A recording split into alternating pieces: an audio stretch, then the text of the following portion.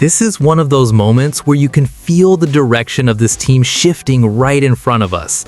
Like you wake up, scroll through the latest updates, and suddenly two completely different storylines start connecting in a way that makes you realize this front office is not sitting back anymore. They're moving, they're calculating, and they're trying to win. And as Red Sox fans, we've been begging for that. One of these stories takes us back to a move earlier in the offseason that now looks even bigger than we first thought. The kind of move that could define the entire starting rotation next year. And the crazy part? It almost didn't happen. Another contender was right there, ready to take it from us. The other story? That one feels like unfinished business.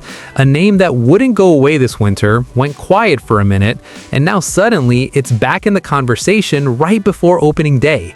And if it actually happens, it could completely change the identity of this lineup. Two different situations, two different positions, but both tell us something important about what this team is trying to become. And trust me, the details behind both of these are way more intense than they look on the surface. So before we dive into this, if you're a real Red Sox fan who follows this team every single day like I do, hit that like button, subscribe to Red Sox Today. This channel is brand new and we're pushing for our first 2,000 subscribers. Let's build something real here, just fans talking Sox. Now let's talk about that first move, because what actually happened behind the scenes, it's kind of wild. When the Red Sox brought in Sonny Gray, we all knew it was a big move. A three-time All-Star, a veteran, a guy with a career ERA of 3.58. That's not just depth, that's credibility at the top of a rotation. But what we're finding out now makes it even sweeter.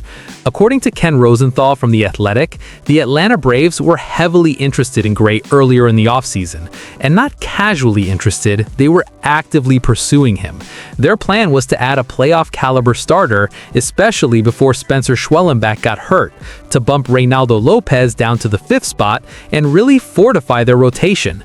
They were looking at Gray, they were looking at Brandon Woodruff, they even checked in on Freddie Peralta before the New York Mets grabbed him from the Milwaukee Brewers. This wasn't a passive window shopping situation. Atlanta was trying to make something happen. But here's where it gets interesting. The St. Louis Cardinals weren't just going to hand Gray over. They wanted a major league-ready starter in the return package. And that gave the Braves pause because they didn't have the depth to comfortably do that. Boston stepped up. The Red Sox sent right-hander Richard Fitz, lefty prospect Brandon Clark, who was the headline piece, plus a player to be named later or cash. And the Cardinals included $20 million to help offset Gray's salary. That's aggressive. That's decisive. And let's not forget, this was the first big addition of an offseason that has completely reshaped this roster. By the time the 2026 season rolls around, this rotation is going to look nothing like what we're used to. You're looking at Garrett Crochet and Brayan Bello locked in for opening day. You've added Gray, you signed Ranger Suarez, you acquired Johan Oviedo from the Pittsburgh Pirates. That's not tweaking around the edges. That's rebuilding the engine of the team. And think about how different this could have looked if the Atlanta had pulled the trigger, if Boston hesitated, if they weren't willing to part with a major league-ready arm. Instead, the Red Sox pushed their chips in and got it done. And I'll say this, that matters, because for years we've watched other contenders outmaneuver us. This time, we were the aggressive team. We beat an NL contender to the punch. We identified the guy, met the ask, and closed the deal.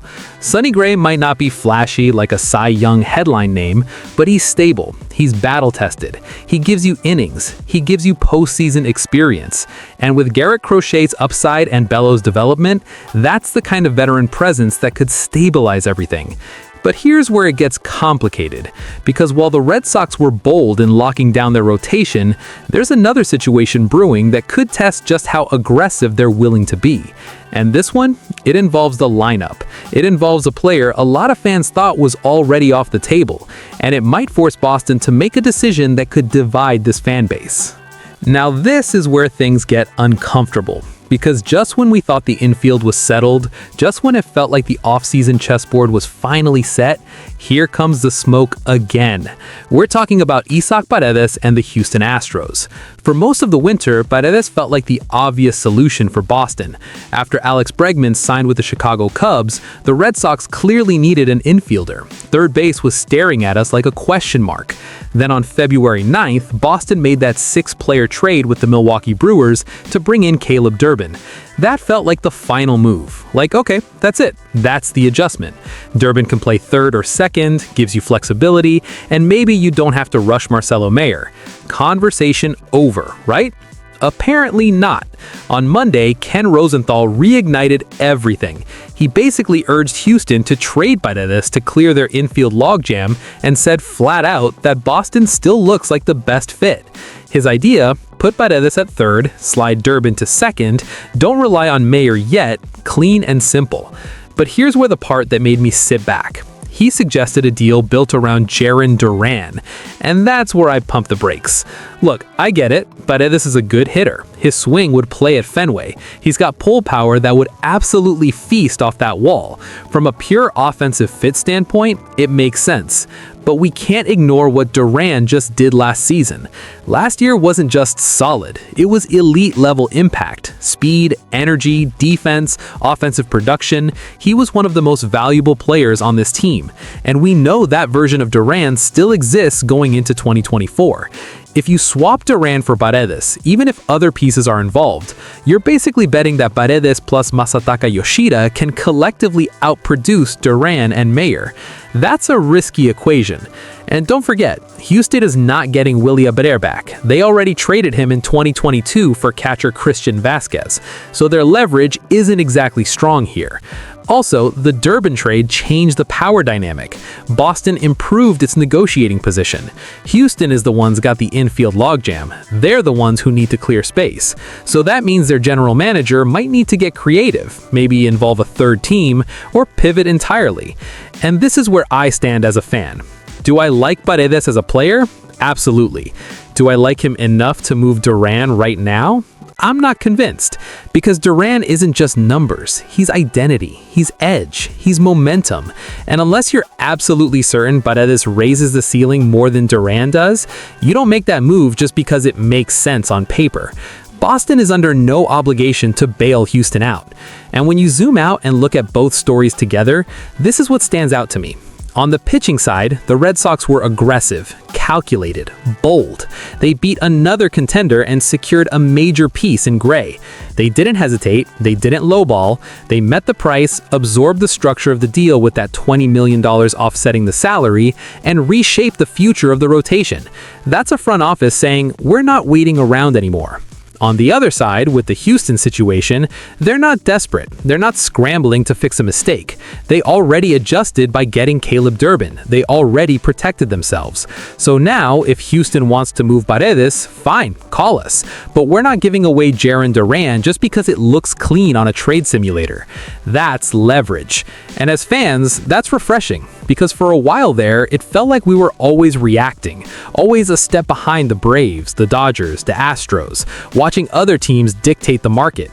Now, we outmaneuvered Atlanta for Sonny Gray, and we're in a position where Houston might need us more than we need them. That doesn't guarantee wins, it doesn't guarantee October, but it tells me this organization understands where it stands. The rotation is being rebuilt with purpose. Garrett Crochet, Brayan Bello, Sonny Gray, Ranger Suarez, Johan Oviedo, that's structure, that's depth, that's experience mixed with upside. And offensively, they're protecting flexibility instead of panicking. So what do these two stories reveal? This isn't a rebuilding team hoping things break right. This is a team trying to thread the needle, compete now, build smart, and avoid reckless moves that could backfire long term. Is it perfect? No. Is it aggressive where it needs to be and patient where it should be? Honestly, yeah, it kind of is. And as a Red Sox fan who lives and dies with every series, that gives me cautious optimism heading into opening day. Now, I want to hear from you. Would you trade Jarren Duran for Isaac Paredes if you were running the team? Or do you hold your ground and trust what we've already built? If you enjoyed this breakdown, hit the like button so more Sox fans can find this video. Drop your thoughts in the comments, I read all of them. And if you're a real Red Sox fan who follows this team every single day like I do, subscribe to Red Sox Today. This channel is brand new and we're pushing for our first 2,000 subscribers. Let's build something real here, just fans talking Sox. We've got a huge season ahead. Let's ride.